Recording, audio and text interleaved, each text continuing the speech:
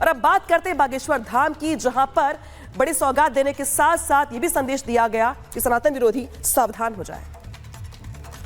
तो देखिए, जो संदेश दिया गया यहां पर वो अपने आप में बहुत बड़ा था, क्योंकि जिस तरीके से पीएम मोदी आज बागेश्वर धाम पहुंचे, वहां आज कोई पर्ची नहीं निकाली गई, नई समस्याओं का समाधान बताया गया, बल्कि वहां पे आज दी गई सौगात हॉस्पिटल की और कई विकास कार्यों को लेकर के पीएम मोदी ने भी अपनी ओर से बहुत सारी बातें कही।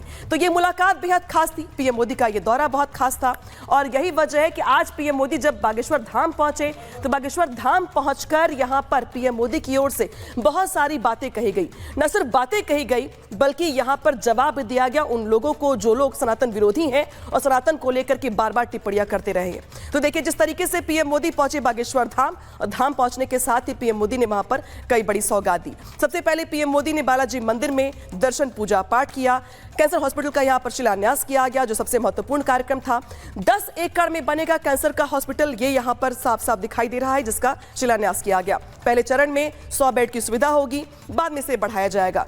पीएम मोदी की मां के नाम से भी यहां पर वार्ड बनेगा, इसीलिए पीएम मोदी का यह दौरा काफी खास हो जाता है। जब पीएम मोदी वहां पहुंचे तो पीएम मोदी की ओर से धीरेन्द्र शास्त्री की जमकर तारीफ की गई, धीरेन्द्र शास्त्री के लिए बहुत सारी बातें कही गई। साथ ही साथ सनातन विरोधियों पर पीएम मोदी ने जमकर अटैक किया और बहुत सारी बातें कही। विपक्षी पार्टी ने जो लोग हैं वहां पे, जो विपक्षी धर्म के लोग हैं, वो यहां पर मखौल उड़ा रहे, पीएम मोदी की ओर से यह भी कहा गया। इसके अलावा जरा देखिए कि पीएम मोदी ने यहां पर न सिर्फ सौगात दी बल्कि विरोधियों पर जमकर बरसे भी हैं। तो देखिए, जो खास मौका था वो बहुत ज्यादा खास था बुंदेलखंड के लिहाज से भी, और साथ ही साथ वहां पे जो आसपास के लोग हैं जिन्हें इलाज के लिए बाहर जाना पड़ता है उनके लिए भी। तो पीएम मोदी ने बागेश्वर धाम के मंच से सनातन विरोधियों पर जमकर हमला बोला। इस दौरान पीएम मोदी ने क्या कुछ कहा, आपको इस रिपोर्ट के जरिए सुनाते हैं, समझाते हैं, दिखाते हैं इस रिपोर्ट में पूरी खबर।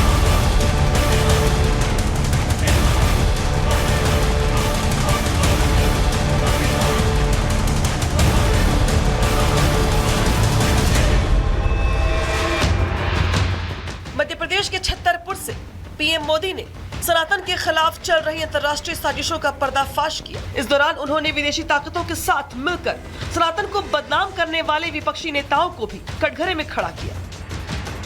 इन नेताओं का एक वर्ग ऐसा है जो धर्म का मखौल उड़ाता है। विदेशी ताकतें भी इन लोगों का साथ देकर देश और धर्म को कमजोर करने की कोशिश करती दिखती है। हिंदू आस्था से नफरत करने वाले ये लोग सदियों से किसी न किसी भेष में रहते रहे हैं। प्रधानमंत्री यही नहीं रुके, उन्होंने विपक्षी नेताओं पर देश की एकता और अखंडता को नुकसान पहुंचाने का आरोप भी लगाया। साथ ही उन्होंने लोगों से सनातन परंपराओं से जुड़ने और विपक्ष के जाल से बचने की अपील की। गुलामी की मानसिकता से घिरे हुए लोग हमारे मत, मान्यताओं और मंदिरों पर, हमारे संत, संस्कृति और सिद्धांतों पर हमला करते रहते हैं, गाली देते हैं, ये कीचड़ उछालने की हिम्मत दिखाते हैं। हमारे समाज को बांटना, उसकी एकता को तोड़ना ही इनका एजेंडा। प्रधानमंत्री मोदी ने बागेश्वर धाम के मंच से ऋषि परंपराओं की तारीफ भी की और 10 एकड़ में बनने वाले 100 बेड के कैंसर हॉस्पिटल का शिलान्यास किया। इस दौरान पीएम मोदी ने बागेश्वर धाम के पीठाधीश्वर पंडित धीरेन्द्र शास्त्री की जमकर तारीफ की। मेरे छोटे भाई धीरेन्द्र शास्त्री जी काफी समय से देश में एकता के मंत्र को लेकर लोगों को जागरूक करते रह रहे हैं। अब उन्होंने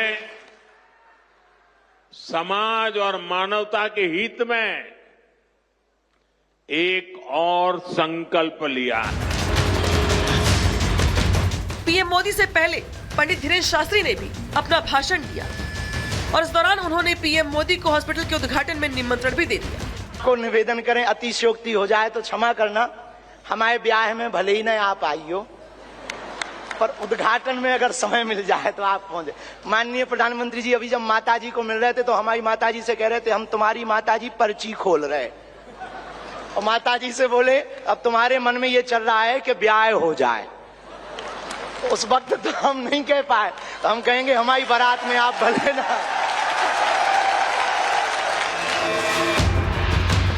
पंडित धीरेन्द्र शास्त्री ने मंच से न सिर्फ सनातन को लेकर हुंकार भरी बल्कि विकसित भारत के सपने पर अपने विचार भी रखे। ऐसी विकास की गति से भारत बढ़ रहा है, ऐसी गति से अपना देश चल रहा है।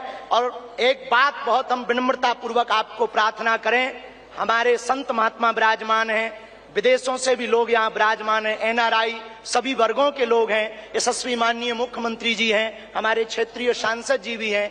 एक बात हम कह दें, विश्वामित्र का भारत विश्व मित्र की भूमिका निभा रहा है। कल तक जो पिछली पंक्तियों में भारत को खड़ा किया जाता था, आज रेड कारपेट बिछा करके पूरा विश्व स्वागत कर रहा। पीएम मोदी और धीरेन्द्र शास्त्री ने बागेश्वर धाम के मंच से सनातन विरोधियों पर प्रहार किया। अब देखना यह है कि पीएम मोदी और शास्त्री की मुलाकात पर विरोधी क्या कुछ बयान देते हैं। Bureau report, Republic Bharat.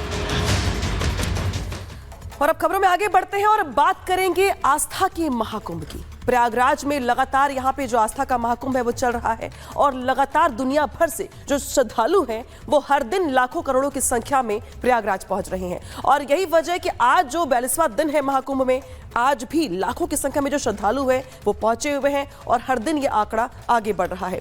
कुछ ही दिनों में कुंभ समाप्त होने वाला है, लिहाजा हर किसी का ये प्रयास है, कोशिश है कि वो अंतिम वक्त में भी प्रयागराज पहुंचे, आस्था की डुबकी लगाए।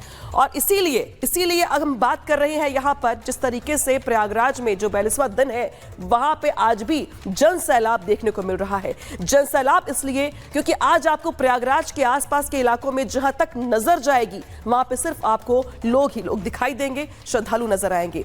आज 1 करोड़ से भी ज्यादा भक्तों ने स्नान किया है। ये तस्वीर निकल के आंकड़े निकल के सामने आए हैं। अब तक कुल 62 करोड़ लोग जो श्रद्धालु हैं वो स्नान कर चुके हैं, ये आंकड़े बता रही हैं। प्रयागराज में आज भी नो व्हीकल जोन घोषित किया गया है। प्रशासन ने आज सारे वीआईपी पास रद्द कर दिए हैं। इसी के साथ साथ मुख्यमंत्री योगी ने महाकुंभ क्षेत्र का दौरा किया है, जो तैयारियां उसको फिर से परखा है। महाशिवरात्रि है उसकी जो तैयारियां हैं उसका जायजा लिया गया है, क्योंकि महाशिवरात्रि के दिन जो लोग हैं भारी संख्या में पहुंचने वाले हैं। 42 दिन में 11 बार प्रयागराज आ चुके हैं मुख्यमंत्री योगी, मेजबान की भूमिका में है, लिहाजा बार बार पहुंचते हैं, जायजा लेते हैं तैयारियों का।